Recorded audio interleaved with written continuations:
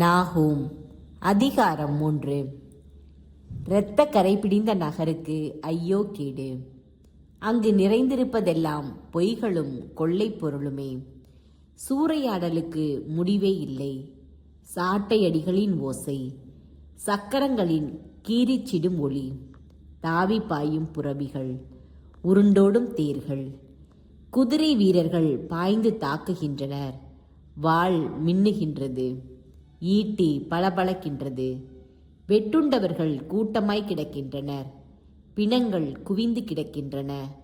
செத்தவர்களுக்கு கணக்கே இல்லை. அந்த பிணங்கள் மேல் மனிதர் இடறி விழுகின்றனர்.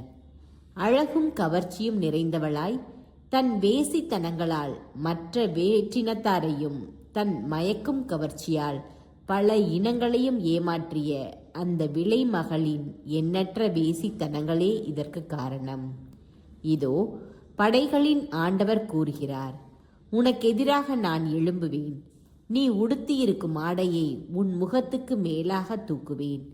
மற்ற வேற்றினத்தார் உன் திறந்த மேனியையும் அரசுகள் உன் அவமானத்தையும் பார்க்கும்படி செய்வேன். அருவருப்பானவற்றை உன்மீது எறிவேன். உன்னை இகழ்ச்சியுடன் நடத்தி பகடி பொருள் ஆக்குவேன்.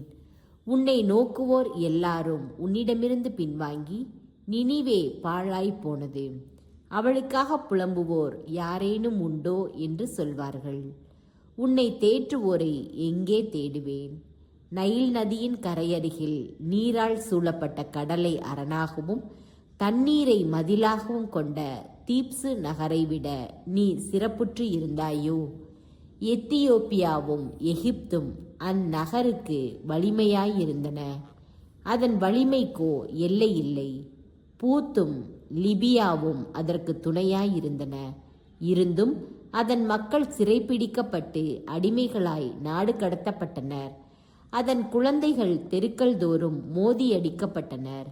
அதன் உயர்குடி மக்கள் மேல் சீட்டு போடப்பட்டது. அதன் பெரிய மனிதர் அனைவரும் சங்கிலிகளால் இறுக கட்டப்பட்டனர். நீயும் குடிவெறியில் மயங்கி கிடப்பாய். நீயும் உன் பகைவரிடமிருந்து தப்புமாறு புகலிடம் தேடி அலைவாய். உன் அரண்கள் யாவும் முதலில் பழுத்த கனிகள் நிறைந்த அத்தி மரங்களுக்கு ஒப்பானவை. அந்த மரங்களை பிடித்து உழுக்கும்போது பழங்கள் தின்பதற்கு வாயில் விழும். உன் போர் வீரர்கள் உன் பெண்களைப் போன்றவர்களே. உன் நாட்டு வாயில்கள் பகைவர்களுக்காக திறந்து கிடக்கின்றன. உன் தாழ்பால்கள் நெருப்புக்கு இரையாயின. முற்றுகை நாள்களுக்காக தண்ணீர் சேமித்து வை. உன்னுடைய அரண்களை வலிமைப்படுத்து. களிமண்ணை பிசைந்து சேராக்கு. செங்கல் அறுக்க சட்டங்களை எடு. ஆயினும் நெருப்பு உன்னை விழுங்கும். வாளால் நீ வெட்டுண்டு மடிவாய். வெட்டுக்கிளி போல் அது உன்னை விழுங்கிவிடும். வெட்டுக்கிளி போல் நீங்கள் பழுகுங்கள்.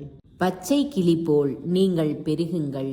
விண்மீன்களை விட மிகுதியாக உன் வணிகர்களை பெருக செய்தாய். இந்த வெட்டுக்கிளிகள் இறக்கைகளை விரித்து பறந்தோடிவிடும்.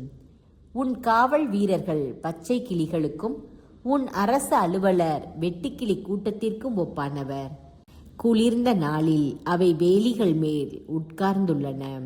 கதிரவன் எழுந்ததும் பறந்தோடி விடுகின்றன. அதன் பின் அவை இருக்குமிடம் யாருக்கும் தெரியாது. அசீரிய மன்னனே, உன் ஆயர்கள் துயில் கொண்டனர். உன் படைத்தலைவர்கள் உறக்கத்தில் ஆழ்ந்தனர். கூட்டி சேர்க்க யாருமின்றி உன் மக்கள் மலைகளில் சிதறிப்போயினர். உன் காயத்துக்கு மருந்தில்லை. உன் புண் குணமாகாது. உன்னை பற்றிய செய்தி கேட்கும் யாவரும் கை கொட்டுவர். ஏனெனில் உன் இடைவிடாத கொடுமையால் துன்புறாதவர் ஒருவரும் இல்லை.